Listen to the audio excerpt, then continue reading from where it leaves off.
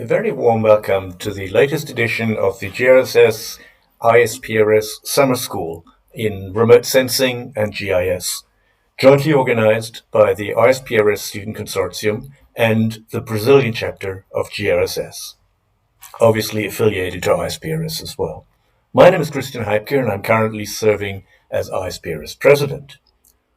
ISPRS, of course, is built in three pillars under the tagline of information from imagery. These pillars are, of course, science, which is the most fundamental one, science in photogrammetry and remote sensing and in GIS. But then we're obviously also connected to the cooperation with different stakeholders, such as government agencies, industry, the end users, the private service companies, etc., etc. And last but not least, global education and outreach, of course, is one of the aims of ISPRS as well. ISPRS is more than 100 years old and counts more than 200 institutional organizations as its members around the globe, of course. And it's probably one of the most important organizations in the scientific and education field in photogrammetry and remote sensing. The cooperation with GSSS is, of course, long-standing, and that's in particular the case in Latin America. It's probably based on activities due to Professor Raul Feitosa from PUC in Rio, who is at the same time ISPRS Vice President of Commission 1 since 2016, and he was also instrumental in setting up the GSSS Brazil chapter, as I'm sure you know better than I do.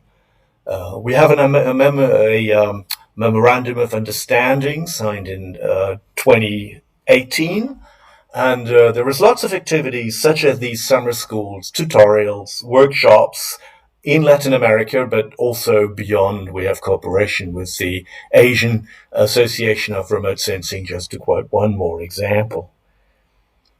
Summer schools are, of course, a very good way, thinking about the third pillar of ISPRS, education and outreach, a very good way to disseminate knowledge.